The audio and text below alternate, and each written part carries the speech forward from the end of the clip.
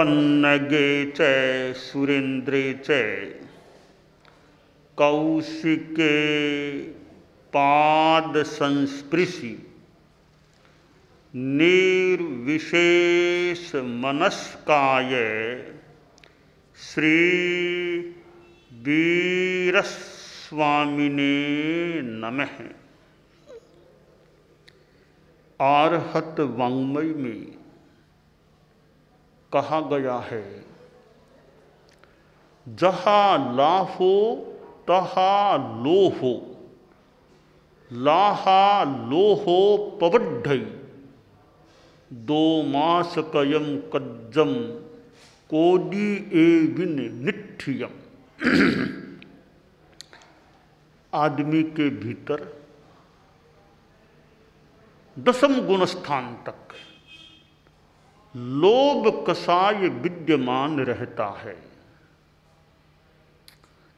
लोभ दो प्रकार का होता है, हमारे कुछ तत्वज्ञ जान सकते हैं। लोभ दो प्रकार का होता है, एक कषाय आश्रव रूप लोभ, दूसरा योग आश्रव रूप लोभ। दोनों में अंतर भी है। अंतर क्या है?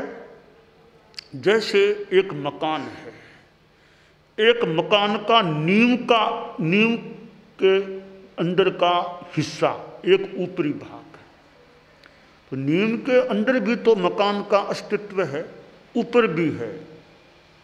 हमें ऊपर वाला भाग दिखाई देता है, नींव के अंदर वाला न दिखे, अंदर भी मकान है। पेड़ है, पेड़ का मूल अंदर में है, तो अंदर भी तो पेड़ का अस्तित्व है, ऊपर भी है। हमें ऊपर का हिस्सा दिखाई दे रहा है, फल फूल हमें ऊपर से मिलते हैं, आदमी को ऊपर से मिलती, पर अंदर भी जमीन के भीतर भी पेड़ का अस्तित्व है। इसी प्रकार योग रूप लोभ तो ऊपर का हिस्सा है, कषाय रूप लोभ मानो भीतर का हिस्सा है।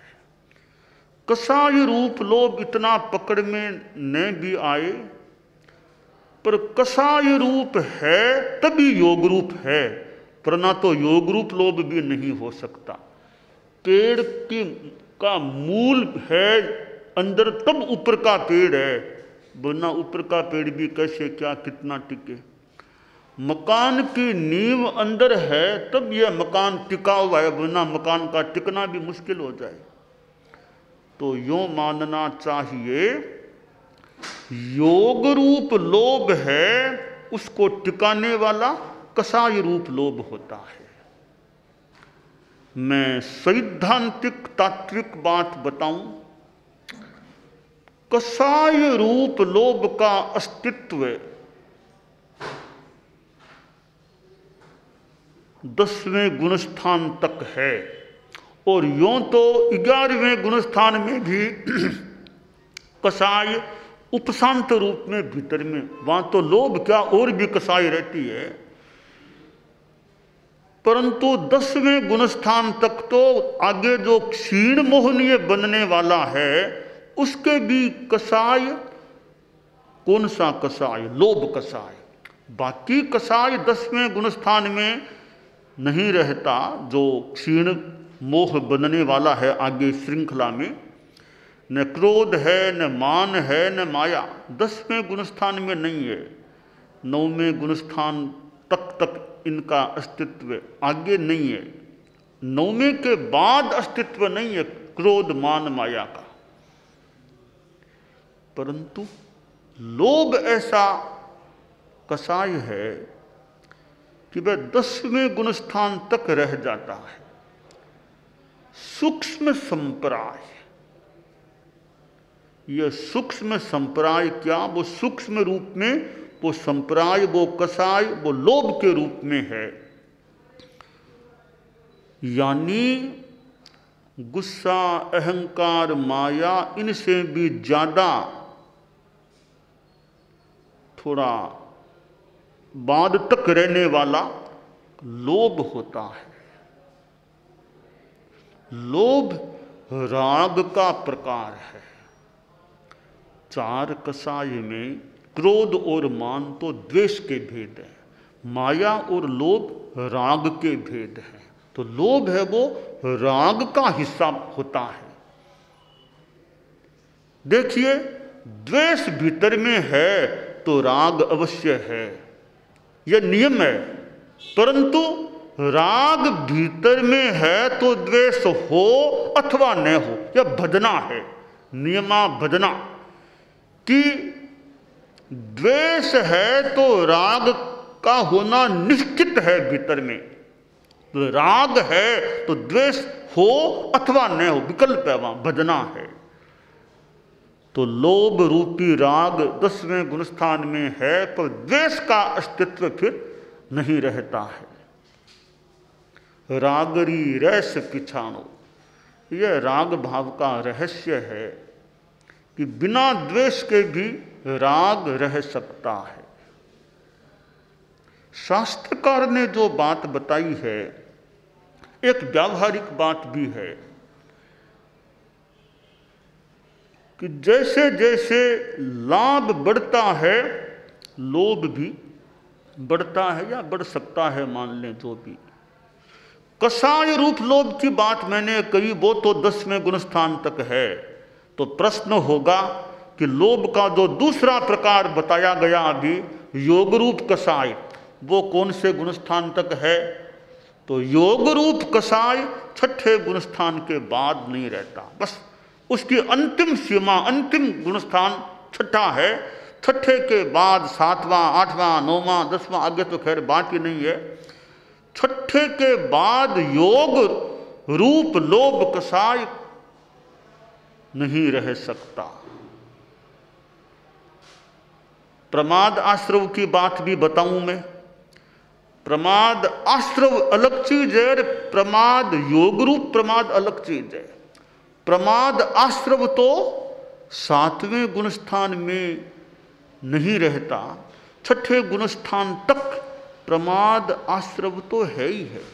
7वें में तो न प्रमाद आश्रव है, न प्रमाद रूप योग रूप प्रमाद, कुछ नहीं है। तो 6ठे गुणस्थान में प्रमाद आश्रव तो है ही है। हाँ, योग रूप प्रमाद का होना जरूरी नहीं है, हो भी सकता है, अशुभ योग हो जाए किसी के तो अशुभ योग रूप प्रमाद हो सकता है, न भी हो। पर आश्रव के रूप में प्रमाद 6ठे गुणस्थान में होता ही होता है, क्योंकि नाम भी 25 बोल याद हैं उनको, हो सकता है। 6ठे गुणस्थान का नाम है प्रमत्त संयत गुणस्थान। साधु है 6ठे गुणस्थान वाला, पर प्रमत्त है, प्रमाद आश्रव वाला है। यह नहीं कि हर टाइम वो गलतियां करता है, प्रमाद आश्रव के रूप में वो प्रमत्त है। योग रूप में प्रमाद कभी कभी हो सकता है, साधु से हो जाए। तो खैर, हम लोभ पर आए कि लाभ से लोभ बढ़ सकता है। आदमी को अति लोभ नहीं करना चाहिए। अब थोड़ा लोभ तो मान लो साहब कि लोभ कसाय तो 10वें गुणस्थान तक है ही है, तो योग रूप लोभ भी मान लो, इंसान है, कुछ है, फिर गृहस्थ हैं तो कुछ लोभ तो रह सकता है। तो अति लोभ हो न कर्तव्य है, अति लोभ नहीं करना चाहिए। अति सर्वत्र वर्जयेत, अति का सर्वत्र वर्जन करने का कहा गया है। तो लोभ में भी अति नहीं होनी चाहिए। और लोभ ऐसा तत्व है, पाप का मूल है। लोभ को पाप का बाप कहा जाता है, यानी अपराधों को पैदा करने वाला लोभ होता है। लोभ न हो तो आदमी अपराध नहीं कर सकता, हिंसा आदि प्रवृत्तियों में प्रमाद रूप में नहीं जा सकता। देखिए, लोभ के कारण से आदमी झूठ भी बोल जाता है। लोभ के कारण से आदमी हिंसा हत्या भी कर लेता है। झूठ का भी एक कारण लोभ है कि ये मिल जाएगा, ये झूठ बोल दो कुछ मिल जाएगा। कुछ पाने के लिए आदमी वो लोभ के कारण से मृषावाद कर लेता है, आदमी झूठ बोल जाता है। तो झूठ का भी एक कारण लोभ है, और लोभ के कारण से आदमी हिंसा हत्या भी, इसको मार दो मुझे ये चीज मिल जाएगी, तो हिंसा भी कर लेता है। आदमी लोभ को नियंत्रित करने का प्रयास करे, लोभ को कमजोर बनाने का, पतला बनाने का प्रयास करे। अब लोभ कैसे बढ़ जाता है, शास्त्रकार ने जो मैंने श्लोक शुरू में कहा था, जहाँ लाहो तहाँ लाहो, एक संकेत किया है घटना प्रसंग का। दुनिया में लाभ से लोभ कैसे। एक युवक था, ब्राह्मण परिवार का होता था, तो गरीब था। अब गरीबी है तो काम कैसे चले।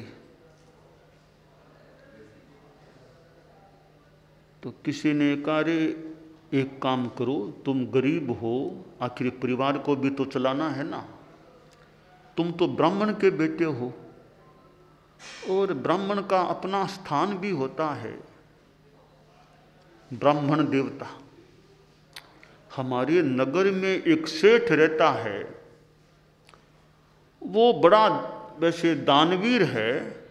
उसका एक निर्णय किया हुआ है कि सुबह सुबह सबसे पहले जो कोई ब्राह्मण आकर के उसको आशीर्वाद दे देगा, संस्कृत भाषा में थोड़ा बोल के आशीर्वाद दे देगा, कल्याणमस्तु ऐसा कुछ बोल देगा, तो मैं उस ब्राह्मण को जो सबसे पहले आएगा, सबसे पहले आने वाले ब्राह्मण को 2 मासा सोना दान दक्षिणा में दूंगा। ये उसका नियम है।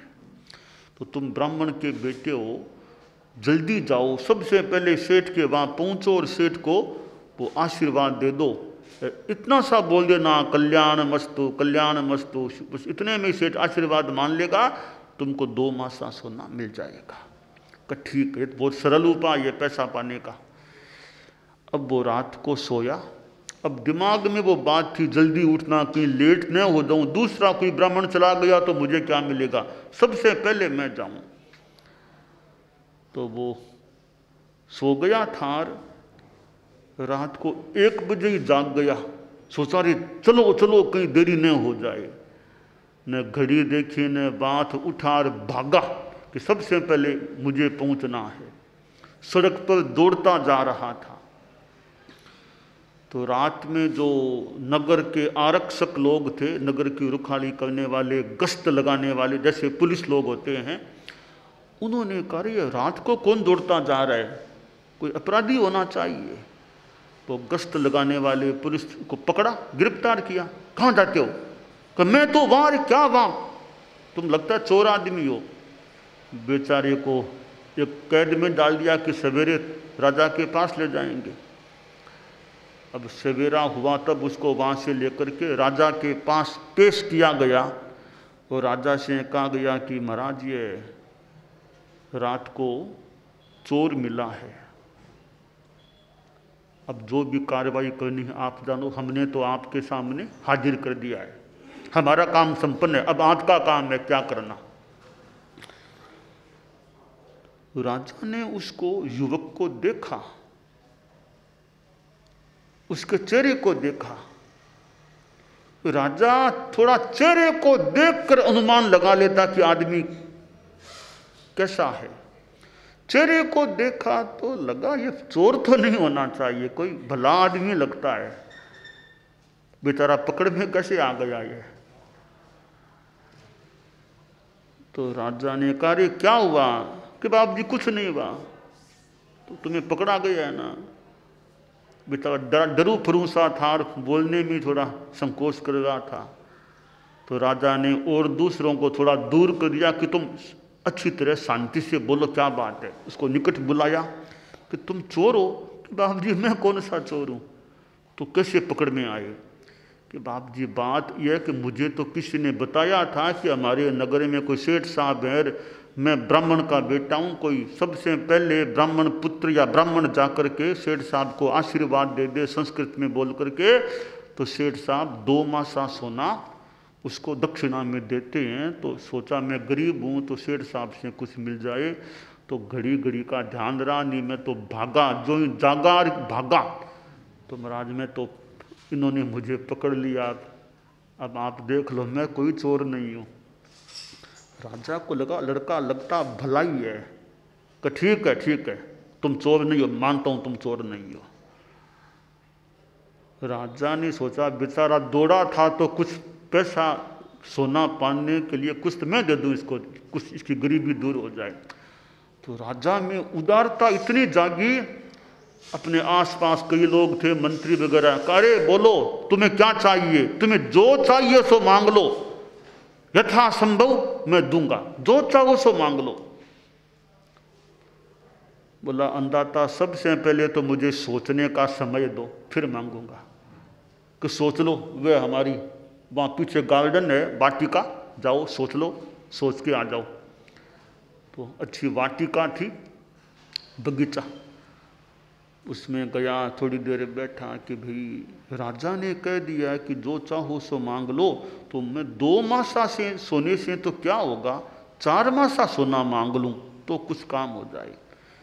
फिर सोचा रे 4 मासा से आखिर परिवार है, इतना लंबा जीवन भी हो सकता है, तो चिकित्सा शिक्षा कपड़े लते कई काम है, तो 4 मासा से क्या होगा, 8 मासा मांग लूँ। कभी 8 से भी देखो परिवार बड़ा हो जाएगा, माता पिता की भी सेवा करनी है, तो 8 मासा से क्या 16 मासा मांग लूँ, तो 32 मांग लूँ बढ़िया रहे। यूँ उसका वो भावना बढ़ती जा रही थी। सोचा रे फिर मांगू तो कम क्यों मांगू, बढ़िया बढ़िया मकान बनवाऊंगा, सब ठाट बाट से रहूँगा, तो 16 क्यों 32 और ज़्यादा मांग लूँ। सोचते सोचते सोचे आधा राज्य मांग लूँ। तो उन्होंने कह दिया राजा ने कि जो चाहो सो मांगो, तो आधा राज्य।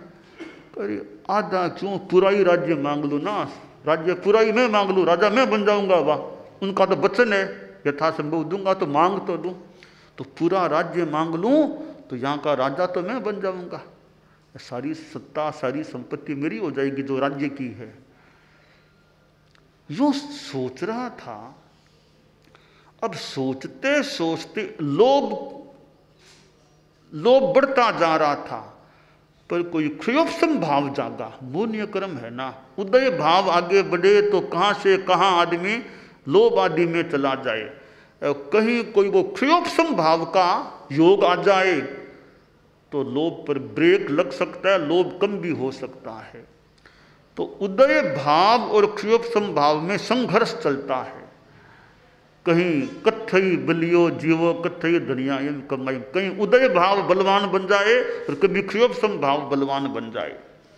तो वो क्षयोपम भाव की चेतना जागी। अरे तू 2 मासा सोना मांगने के लिए चला था, पूरा राज्य लेने को तैयार हो गया।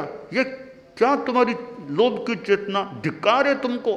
जिस राजा ने उदारता से कहा चाहो सो मांग लो मैं दूंगा, तो तुम उसका राज्य हथियाने को, राज्य लेने को तैयार हो गए। कहाँ तो उसकी महानता, मुझे इतना एक प्रेम से कहा कि जो चाहो सो मांग लो, इसका यह परिणाम कि मैं उसका टोप, उसका मुकुट मैं ले लूंगा और उसको सामान्य नागरिक सा मानो बना दूंगा।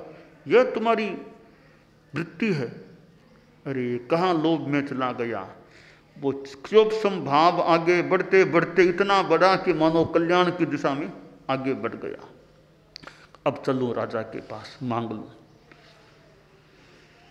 राजा के पास गया, राजा वही मुस्कुराहट के साथ, हाँ सोच लिया ना, बोलो क्या चाहते हो, क्या मांगते हो। महाराज बस कुछ नहीं चाहिए, अब कुछ नहीं चाहिए। जो मिलना था पाना था वो भीतर में मैंने पा लिया। अगर मैं आपके वचन के अनुसार आपने कहा जो चाहो सो मांग लो, अगर मांगता तो पूरा राज्य मांग लेता, अब नहीं मांगूंगा। चेतना की दिशा बदल गई, लोभ बढ़ते बढ़ते ब्रेक लगा लोभ पर, पीछे मुड़ा लोभ का भाव, मैं अलोभ की चेतना में चला गया।